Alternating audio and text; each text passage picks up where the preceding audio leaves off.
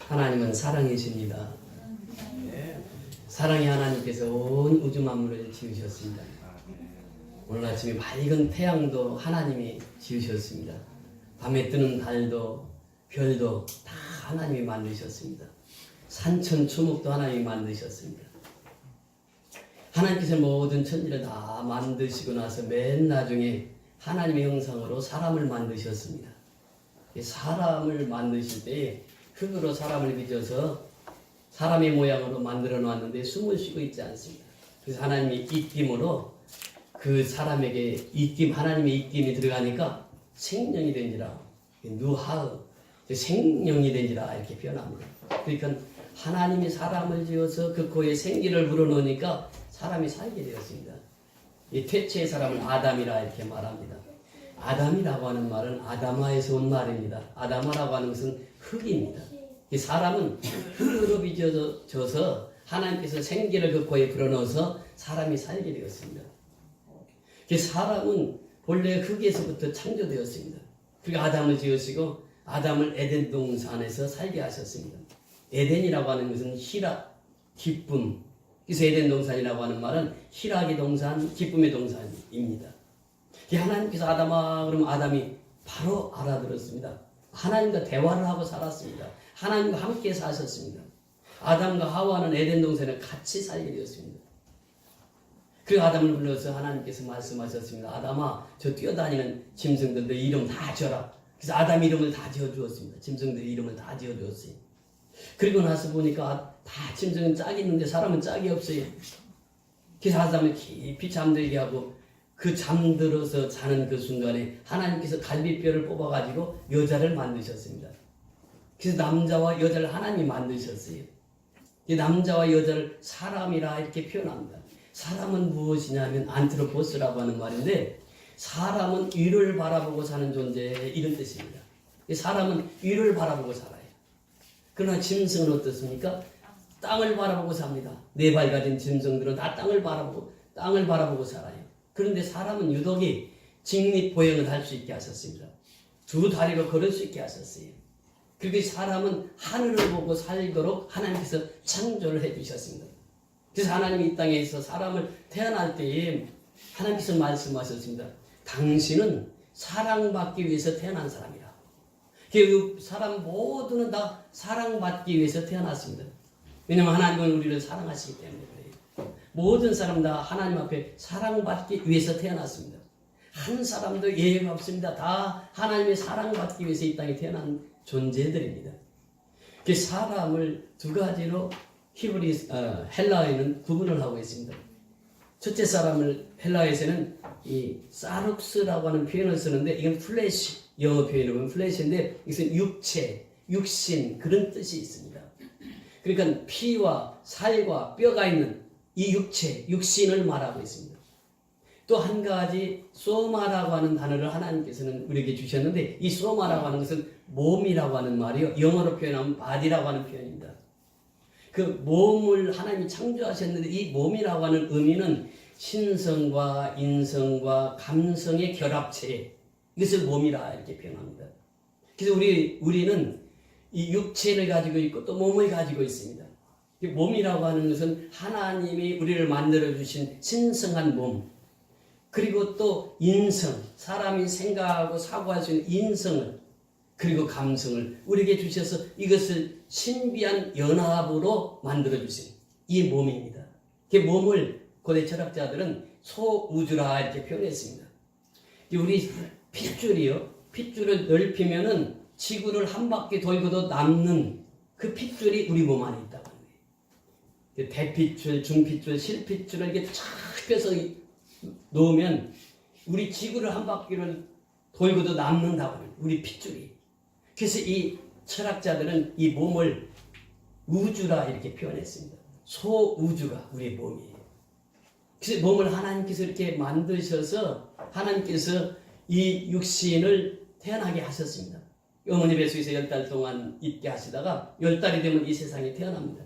태어나면 아이가 어려서부터 젖을 먹고 자랍니다. 근데 성경에 보니까 우리 성도들은 신령한 젖을 먹으라 이렇게 표현했습니다. 신령한 젖은 무엇입니까? 하나님의 말씀입니다. 우리 아이가 자랄 때 쌀을 먹고 이제 이유식을 해서 쌀을 먹고 자랍니다. 육신이 자랍니다. 그런데 우리 영혼은 어떻게 자라느냐? 하나님의 말씀을 먹음으로써 자랍니다. 그 영혼의 자람은 하나님의 말씀을 먹을 때 영혼이 자라는 거예요. 이 시간에는 우리가 하나님의 말씀을 듣는 시간입니다. 하나님의 말씀을 먹는 시간입니다. 이 말씀을 먹으면 우리는 영원히 살 수 있습니다. 그 아이가 자랍니다. 초등학교를 졸업합니다. 중학교를 졸업합니다. 고등학교를 졸업합니다. 대학을 졸업합니다. 직장을 들어갑니다. 그러면 이제 성년이 되죠. 성년이 되면 남자가 여자를 만나게 되는 것이죠. 그래서 결혼을 하게 됩니다. 이것을 하나님께서는 연합, 이 신비한 연합이라 이렇게 표현합니다. 그래서 이 비밀이라고 하는 표현이 미스테리온이라고 하는 말인데, 이 미스테리온이라고 하는 말은 두 가지 의미가 있습니다. 시크릿, 이 비밀이에요. 또 미스테리라고 하는 말이 있습니다. 이 신비하다, 이런 뜻이 있습니다. 그래서 이 남녀가 만나서 결혼을 한다고 하는 것은 신비한 것이다, 이렇게 표현합니다. 그래서 이 말씀을 에베소서 5장 21절부터 이렇게 말씀하시는데, 하나님을 경외하는 사람은 피차 복종하라, 이렇게 말씀하셨습니다. 그래서 아내는 남편에게 복종을 해야 됩니다. 왜냐하면 남편의 머리가 되기 때문에 그래요. 또 남편은 아내를 사랑해야 됩니다. 존중해야 됩니다. 이것을 지금 말씀하시고 있습니다. 오늘 본문은 그렇게 말씀하십니다. 31절에 보니까 그러므로 사람이 부모를 떠나 그의 아내와 합하여 그 둘이 한 육체가 될지니, 이렇게 표현합니다. 이제 장성하면은 결혼을 해서 부모를 떠나서 분가해서 살라고 하는 명하셨습니다. 그러면서 말씀하세요. 이 비밀이 크도다, 이렇게 말씀하세요. 이 비밀, 미스테리, 이 비밀이 크다. 남녀가 만나서 결혼해서 산다는 이 비밀이 크도다, 이렇게 말씀하십니다. 그래서 서로 피차 복종하면서 살 것을 하나님 말씀하셨습니다. 그래서 하나님을 경외하는 사람은 다 복종하면서 살기를 원하시는 분이 하나님이십니다. 그러면서 이 비밀이 크도다, 이렇게 말씀하시면서 가장 중요한 말씀을 하십니다. 나는 그리스도와 교회에 대하여 말하노라, 이렇게 말씀하십니다. 그리스도와 교회의 관계를 말합니다. 이런 교회가 어떻게 세워졌습니까? 하나님께서 이 땅에 교회를 세울 때에 하나님이 가장 사랑하는 아들 예수 그리스도를 이 땅에 보내셨습니다. 그리고 예수님을 십자가에서 죽게 하셨습니다. 십자가에서 피를 흘리셨습니다. 십자가에서 죽으셨습니다. 그 피값으로 교회를 사셨습니다. 교회는 예수님 피값으로 사신 것이 교회입니다. 그 우리가 모인 공동체를 교회라 이렇게 말합니다. 에클레시아 이렇게 표현합니다. 밖으로부터 부름을 받은 무리, 이런 뜻입니다. 우리가 세상에 살아갈 때 하나님께서 우리를 불러주셨습니다. 그래서 이 교회라는 공동체로 불러주셨습니다. 이 교회 공동체는 에클레시아, 밖에서부터 부름을 받고 모인 무리들, 이런 뜻입니다. 교회를 예수님 핏값으로 세워주셨어요. 그리고 우리 한 사람 한 사람을 예수님 핏값으로 사셨습니다. 그래서 우리는 예수님의 십자가의 핏값으로 사신 바 되었어요.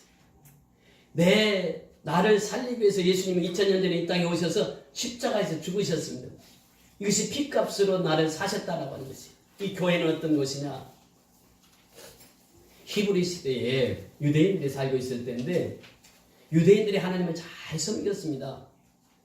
바벨론에서 큰 나라가 유대인을 정복하고 나니까 아이들이 영특해요. 왜냐하면 어려서부터 교회를 다니니까 애들이 영특합니다. 그 아이들을, 소년들을 불러다가 자기 부하로 삼으려고 느부갓네살 왕이 다니엘하고 세 친구하고 어린아이들을 불렀어요. 총명한 하나님을 잘 믿는 어린이들을 불렀습니다. 그러면서 이 바벨론에 데리고 와서 바벨론 교육을 시킵니다. 그래서 너희들을 통해서 이 나라를 통치하게 하겠다. 그래서 그 유대인 소년들을 불러다가 데리고 왔습니다. 그래서 훈련을 시킵니다. 어려서부터 왕의 진미를 먹였습니다. 왕에서 식탁을 같이 하는 거예요. 그래 다니엘과 세 친구는 그 중에 보니까 하나님이 그 많은 음식들이 있었어요. 술이랄지 담배랄지 이런 그 많은 음식이 있어서 우리는 이 음식을 먹을 수가 없습니다. 하나님을 믿으니 이 음식을 먹을 수 없습니다. 그러니까 그러면서 제시하기를 한 열흘 동안 우리를 시험해 보세요. 우리는 이 음식을 먹지 않고 물만 마시겠습니다. 그리고 이 왕의 진미를 먹는 아이들과 열흘 후에 시험을 해보세요. 그런데 열흘 후에 시험을 해보니까 다니엘과 세 친구는 물만 먹었는데 왕의 진미를 먹은 소년보다도 더 건강하게 있는 것이. 그래서 왕의 진미를 거절하고 살았습니다. 그때에 느부갓네살 왕이 꿈을 꿉니다. 그 꿈이 너무나도 현명한 꿈을 꿉니다. 머리는 금신상을, 또 가슴과 배는 은신상, 또 다리는 동신상, 그리고 발은 철과 진흙으로 되어 있는데, 이 꿈을 밤에 현무하게 꿨는데 뜨인돌이 나타나더니 그 신상 다 부시는 거예요. 산돌, 뜨인돌 이렇게 표현합니다. 그러면서 하나님께서 예수 그리스도를 통해서 세상 권세를 다 무너뜨리고 교회를 세우는 그 말씀을 지금 이스라엘의 역사를 통해서 우리에게 말씀해 주고 있습니다. 그 뜨인돌이라고 하는, 산돌이라고 하는 것은 바로 예수 그리스도지요. 예수 그리스도가 세상 권세를 다 이기고 교회를 세우는데 그 교회는 누구도 멸망시키지 못한다. 그 다니엘서 2장 44절에 보면 하나님이 세우신 나라는 누구도 멸망할 수 없다라고 하는 것입니다. 이것이 교회입니다. 오늘날 교회는 그래서 예수님의 피값으로 세우신 교회가 되었습니다. 그 교회와 예수님과의 관계를 우리에게 말씀해 주고 있습니다. 이 교회와 예수님의 관계는 미스테리라고 하는 것이, 신비하다고 하는 것입니다. 신비해요. 예수님은 교회의 머리가 되어주십니다. 그러면서 교회를 자기 피값으로 사셨습니다. 그 예수님은 가장 사랑하는 것이 교회예요. 또 가장 사랑하는 것이 성도입니다. 왜냐하면 예수님께서 피값으로 사신 바 되었기 때문에 그래. 그래서 교회에 와서 예배드리는 성도들을 가장 사랑하세요. 누가? 예수님이. 예수님은 자기 피값으로 성도 한 사람 한 사람을 샀기 때문에 그렇습니다. 그래서 예수님이 이 땅에 오셔서 우리를 사랑하시기 위해서 이 땅에 오셨어요. 그래서 요한복음 3장 16절에 보면 하나님이 세상을 이처럼 사랑하사 독생자를 주셨으니 이는 저를 믿는 자마다 멸망치 않고 영생을 얻게 하려 하십니다. 하나님의 아들 예수가 이 땅에 오신 목적이 있습니다. 왜 오셨느냐? 우리를 살리기 위해서 오셨어요. 그래서 예수를 믿으면 멸망치 않고 영생을 얻게 하기 위해서 이 땅에 오셨다라고 하는 것입니다. 그래서 예수를 믿는다고 하는 것은 신비한 예수님과 나와의 연합입니다. 신비한 연합이요. 신비한 연합을 통해서 하나님과 나 사이 관계를 예수님께서 만들어 주신 것이에요. 예수님이 십자가에 죽으심으로 말미암아 나와 하나님 사이에 있던 죄를 다 깨끗이 사해 주시고 다 면해 주셨어요. 예수님이 십자가의 피를 통해서 모든 사람이 죄인이었었는데 그 죄값을 예수님이 다 씻어주셨다. 다 사해 주셨다고 하는 것입니다. 사도 바울은 그렇게 고백합니다. 모든 사람이 죄를 범하였음에 하나님의 영광이 이르지 못하더니 그래. 모든 사람 다 죄인입니다. 죄가 없는 사람 한 사람도 없어요. 그 죄값은 뭐냐? 사망이라. 로마서 6장 23절의 말씀입니다. 죄값은 사망입니다. 죽을 수밖에 없다고 하는 것이에요. 그런데 그 죄값을 사하신 분이 예수입니다. 예수님의 피는 모든 죄값을 다 사해 주셨습니다. 그래서 이 비밀이 크도다 이렇게 말씀하세요. 이 미스테리가, 이 신비한 연합이 크도다 이렇게 말씀하십니다. 예수님이 하루는 제자들을 내리고 여행을 하십니다. 여행을 하시다 보니까 포도밭이 있어요. 포도밭이 있는데 예수님께서 거기서 즉석 설교를 하십니다. 저 포도나무를 봐라. 포도나무는 나다. 예수님 말씀하세요. 농부는 하나님이시다. 그리고 가지는 누군지 아느냐? 가지는 바로 너희들이다. 이렇게 말씀하십니다.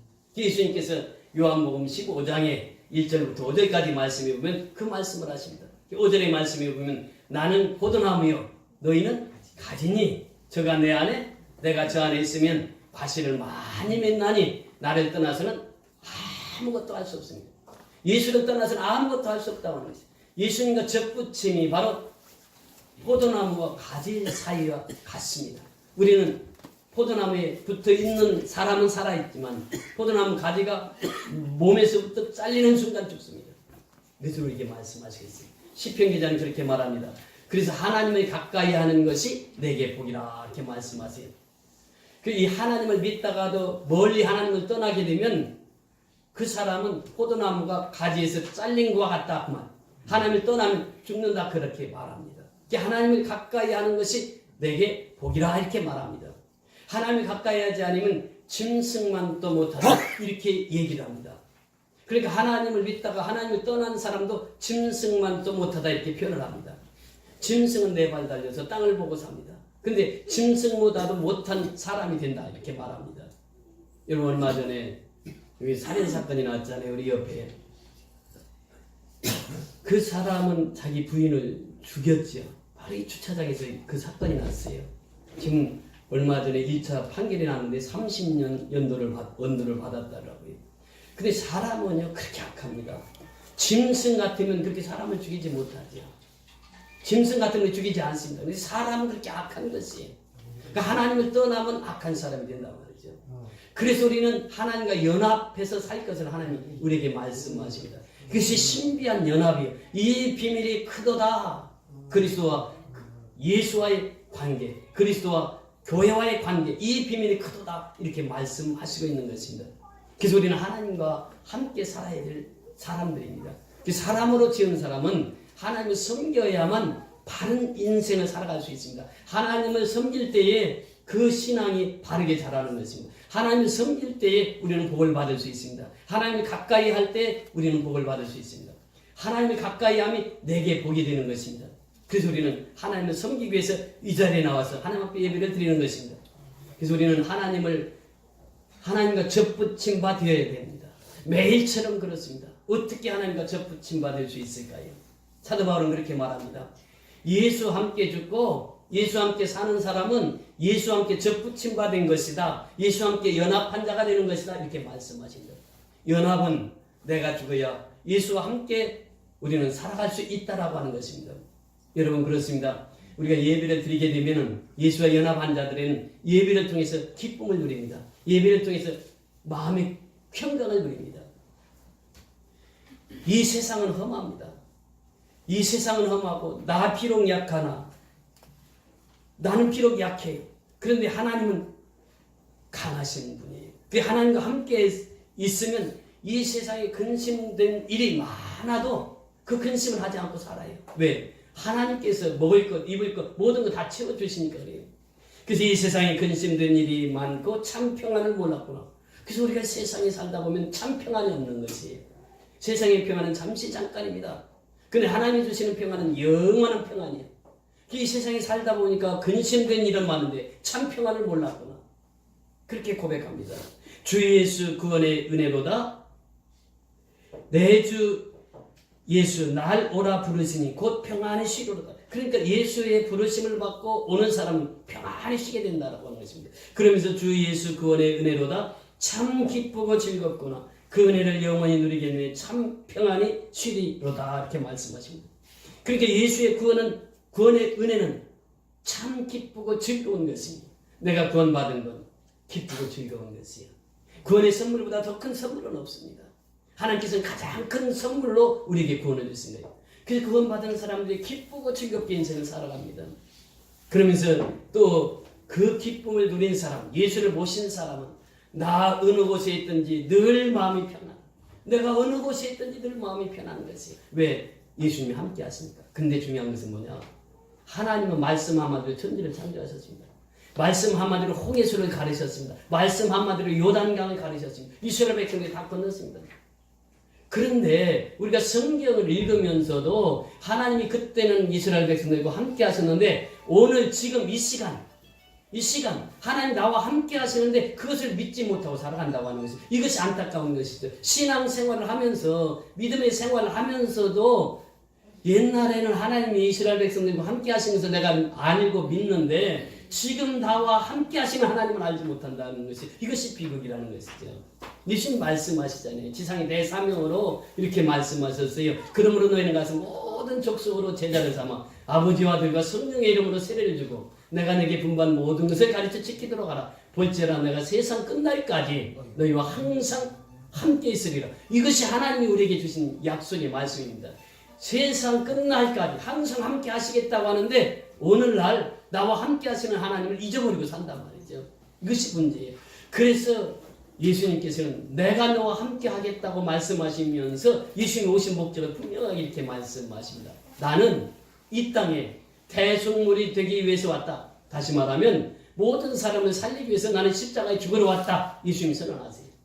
그러면서 또 한 가지 말씀하시는데 나는 섬김을 받으려 함이 아니라 오히려 섬기러 왔다. 이것이 마가복음 10장 45절 예수님이 이 땅에 오신 목적입니다. 예수님은 이 땅에 섬기러 오셨어요.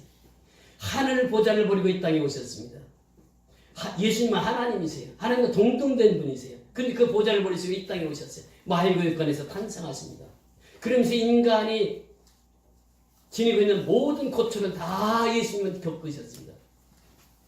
로마 사람들은 십자가형을 내리지를 않았습니다. 이방인들에게만 그 십자가형을 내렸어요. 근데 예수님 그 십자가형을 받습니다. 십자가에 죽습니다. 가장 낮은 자리에 오셔서 가장 인간에게 비참한 십자가형을 받고 예수님이 죽으셨습니다. 그런데 죽으심으로 끝나신 분이 아니에요. 다시 3일 만에 다시 살아나셔서 부활의 생명, 영원한 부활의 생명을 우리에게 주셨습니다. 그래서 예수님이 이 땅에 오시면서 나는 섬김을 받으려 함이 아니라, 우리는 다 섬김 받기를 원하잖아요. 고대에서부터 중세, 현대에 이르기까지 사람은 다 섬김을 받기를 원합니다. 그런데 예수님은 사람과 생각이 다르셨어요. 예수님은 나는 섬김을 받으려 함이 아니라 도리어 섬기려 하고 이렇게 말씀하셨습니다. 그래서 예수님이 33년 동안 이 땅에 살면서 섬기셨어요. 한없이 사람을 섬기셨습니다. 우리 오늘 사랑의 쌀 나눔 행사를 하는데, 이 사랑의 쌀 나눔 행사를 하기 위해서 작년 12월달, 우리 12월달만 되면 우리 성도들이 길거리에 나가서 불우한 이웃을 도웁시다, 불우한 이웃을 도웁시다. 그래서 모금을 합니다. 모금을 해가지고 이 쌀을 구입을 합니다.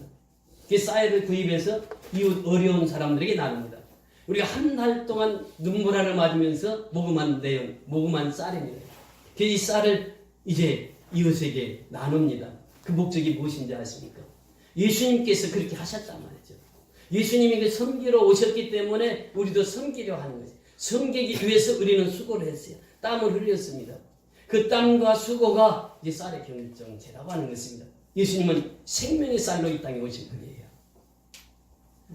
쌀을 먹어야 우리 육신이 삽니다. 그 생명이 살리려고 하면은 이 쌀은 육신을 살리는 쌀이지만 하나님의 말씀은 영혼을 살리는 쌀이, 이게 생명의 쌀이라 예수님께서 말씀하셨어요. 그래서 예수님은 생명의 쌀로 이 땅에 오신 것입니다. 섬기러 오신 것이에요.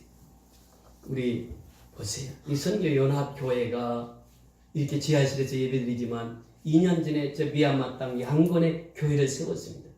그래서 그 교회 지금 지난주에 성도가 101명이 오셨습니다. 또 작년에 또 교회를 또 세웠습니다. 경일록가 선교연합교회라고.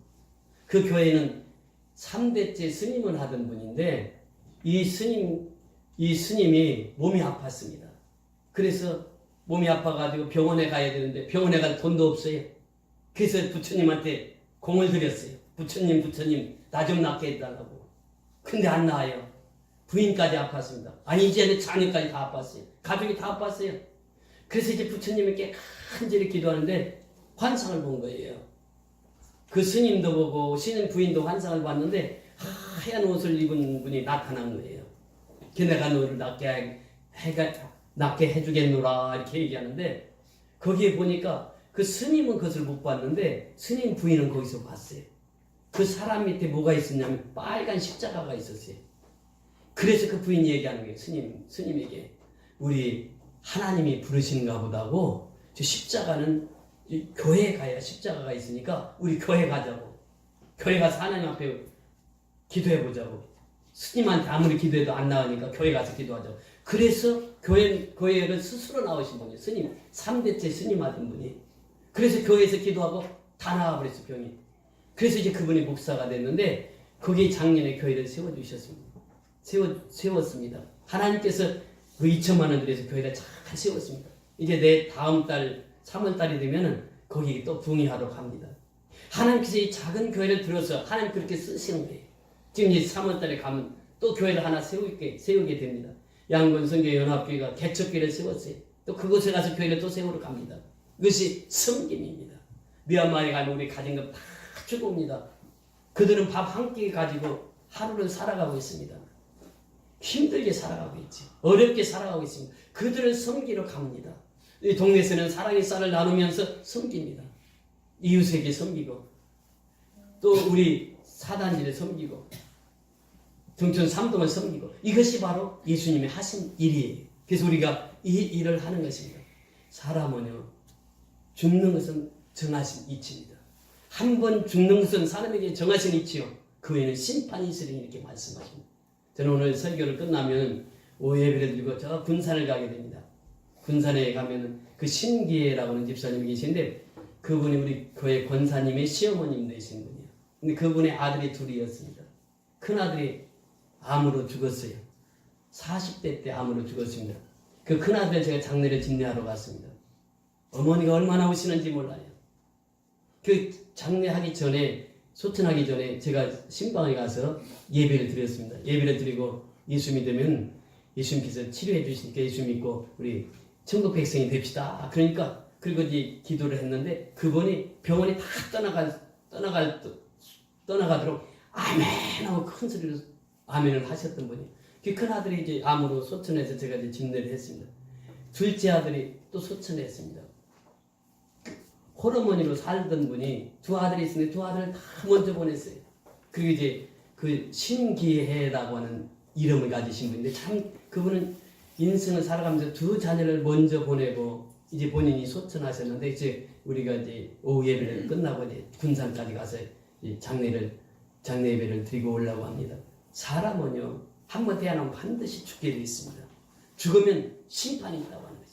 천국이 있고 지옥이 있다고 하는 것입니다. 예수를 믿으면 천국을 가지만 예수를 믿지 않으면 지옥을 가게 되어 있단 말이죠. 그래서 성경은 우리에게 이렇게 말합니다. 너희는 온 천하에 다니면서 이 소식을 알려라. 그래서 우리가 미얀마 가는 것도 역시 마찬가지입니다. 거기는 불교권이에요. 예수에 대해서 한 번도 복음을 들어보지 못한 사람들이 대부분입니다. 그래서 거기에서 천국 복음을 전하는 것이에요. 온 천하에 다니며 만민에게 복음을 전파하라. 믿고 세례를 받는 사람은 구원을 받을 것이요 믿지 않는 사람은 정죄를 받으리라 말씀하셨습니다. 예수 믿고 천국 가기 위해서 우리가 예수를 믿는 것이 종국적인 우리 인생이 끝이 나면 죽으면 끝이 아닙니다.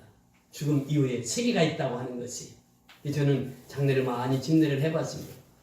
예수 믿지 않는 사람은 예수 믿지 않는 사람이라 할지라도 이 죽으면 그러잖아요. 저 세상에 있다고 그러잖아요. 저 세상으로 간다고 그러잖아요. 저 세상이 있습니다. 저 세상은 천국과 지옥밖에 없습니다. 예수 믿으면 천국 가고 예수 안 믿으면 지옥 가는 거예요. 그래서 우리가 예수 믿기 위해서 우리가 열심히 섬기는 것입니다.